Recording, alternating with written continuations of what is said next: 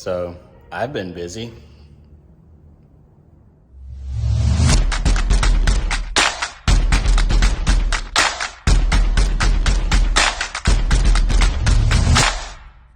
All right, what's up everybody? It's after Thanksgiving now. It is now Tuesday, the week after Thanksgiving. We've just been busy here at the shop with work. Haven't been able to do anything. If you guys have seen some of the reviews of like the white and the red 4Runner, that's what we have been doing as far as video wise. So what I got going on is I trusted someone from the internet. Never do that on measurements. So here's what we have. Guy on the internet with the 4th gen with the V8 said he used a PSC pump and he had to make 0.7 inch spacers to space out the pump so the belts are in line.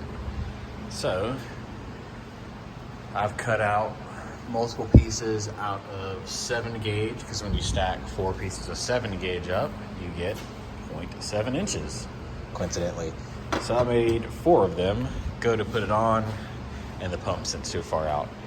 But to get this pump working on a 2UZ, if any of you guys are ever gonna do a solid axle swap, that is the part number you need. Well, that's the serial number.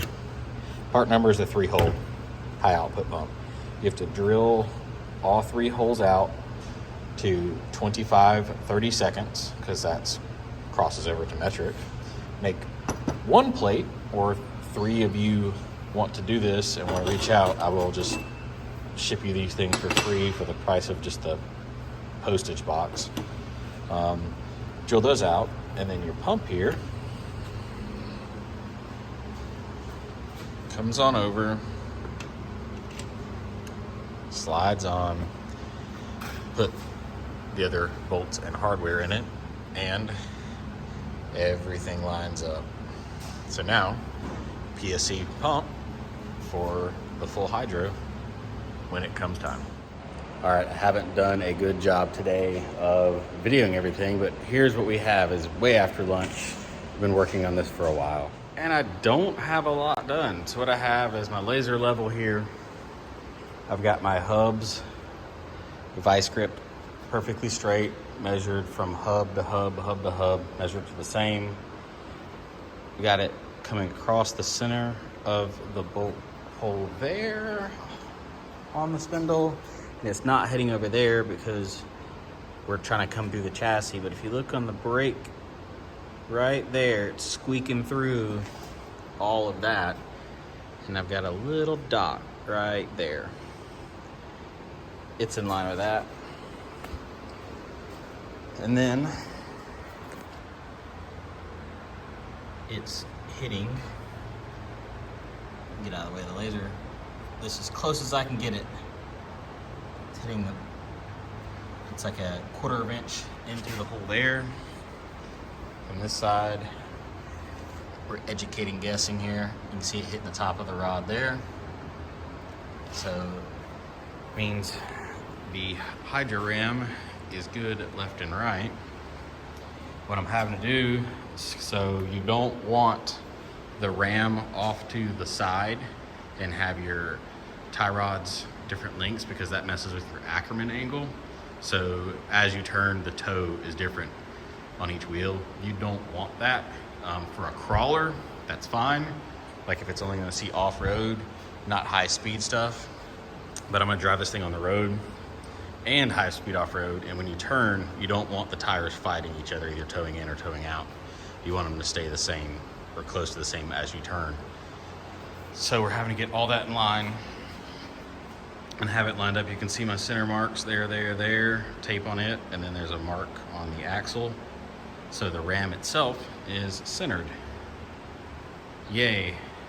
And that has taken me hours to do. See, I've got it chalked up on blocks. I've got this thing down. The axle's at full bump, so I know I have room for everything. What I've had to do is lose a bolt on the cover, because this clamp is going to get the plate for it. PSC has these multi-plates. That's steel, that's aluminum. The steel is getting welded to the diff cover. It's held on with many bolts. That's how that clamp is going to get held. these two are gonna go to the axle and the truss with the cool mount I'm gonna make. And this one, I'm undecided what I wanna do yet. If I can have it where the plate is sitting here behind, similar to this one, same angle, and we can get the cover off and get this pulled out, then I would like to have this one attached to the actual axle housing. If not, we're gonna make a plate that comes off, bolts there, and this whole side will be held to the diff cover. Not a huge issue because the forces are left and right on this. A little front and back, up and down, but not a ton. Steering force left and right. So that being braced off of that takes, we'll call it the brunt of it. And then this off the cover, like I said, it's got all those bolts holding the cover on. It's a shear force on those bolts. We should be fine. Worst case, we'll make another arm that comes down, it bolts in it as well. But that's what we have so far. I'm gonna go eat some lunch and I will be back. Working on the base plate right here. So you see that hole right there. It's gonna go in this area and it'll sit against all these mounts in the bottom. So, machine's touched off. Come in here, press play. And then it does its thing. Alright, that's tacked on now. See the weight savings hole we put in there. Plus you can see the Barnes logo now. And for take measurements, now we're doing the bottom plate. Alright, here we go. Lower side of the mount fits perfectly. Literally, it's cut out to go around that. It kicks in there. There it goes. Boom. Where you can get your diff cover off. Fits perfectly all the way over there. Welds in there. There we go. Got a little mud hole down here.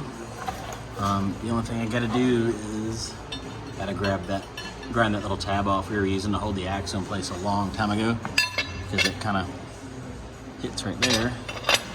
But that sucker locks in place perfectly. There you go. And then I think I'm going to make a plate on the side for right here as like a, I don't know, another little brace plate, because this side has the diff to push that way. This side doesn't have anything like that. Well, we do have the upper mount right here, and we'll have the lower mount. I think something in the middle, just to triangulate them so this movement doesn't happen. Would just be smart. Just over-engineer it, because you never know.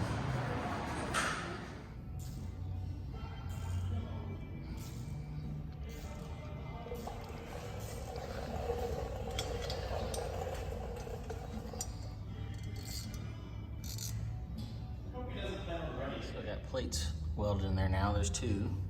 Kind of see the one other one sinking back in there. So that'll keep it from twisting. And then about 2 o'clock today, started working on this. This is what we got done in about 2 hours.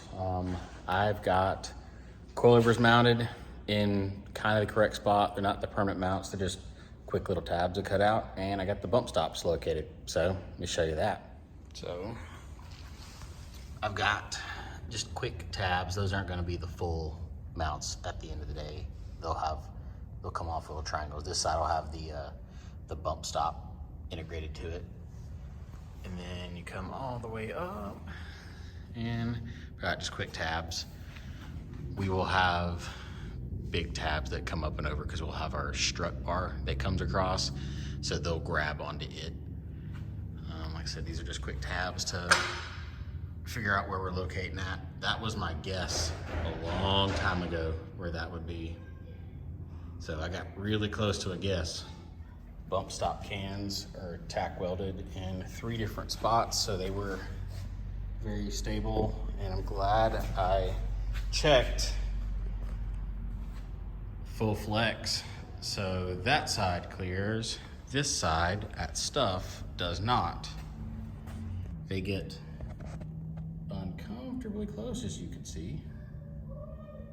So what we're gonna do to fix this is, I think I'm gonna move it forward an inch, or I'm gonna move the coilover out an inch. Probably moving it out an inch is gonna check my test my angle. I can't speak right now.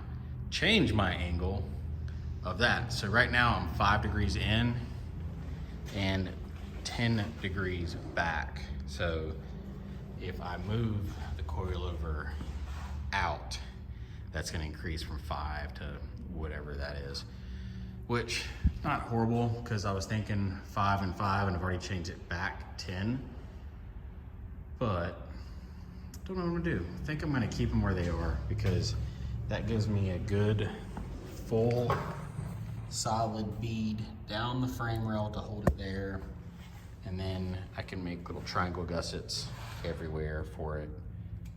So I think we're gonna keep those, and we'll move the coilover out 1/2 inch. And that'll give me the clearance I need at full bump. And at full bump, like we've tested before in our other videos, everything clears. That sneaks around the oil pan there. Obviously nothing else hits. It's perfect. That's wrapped up. Full square bump. The closest thing is the top of this mount right here, and the front of the upper oil pan right here is about 3/8 to 1/2 inch away. But that's full square bump with the bump stops maxed completely out, because we've got the inch little isolator here, so it's sitting down on here.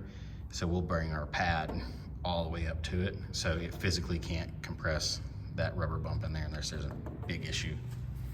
So yeah, all is good. But it looks awesome. It's coming together. A few little changes. Remake the lower mounts. I'll make them permanently when I make the bump stop pads to be all one thing. You'll see that probably next video, because this is the end of this one, and then those will get made at the same time. We bought another vehicle.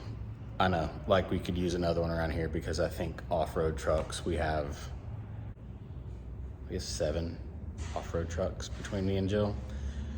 2 of them are for sale, but is it 7? 4Runner, Tundra, mini truck, this thing. No, we have 5, sorry, we have 5. We just bought another one. It'll be here tonight at 10 o'clock getting dropped off. That'll be the next video that goes live though, because we'll do a little introduction for it tomorrow. So if I'm awake here when they drop off at 10 o'clock, because I just have to hand them a check, I will do a quick video and a teaser, and I'll throw it at the end of this video. But if not, it's because I fell asleep and they just dropped the truck off and didn't want to check. So yeah, thanks for watching again. It's coming along. It's getting there slowly. See you guys. Bye. So it's late at night here at the shop, and we bought something else.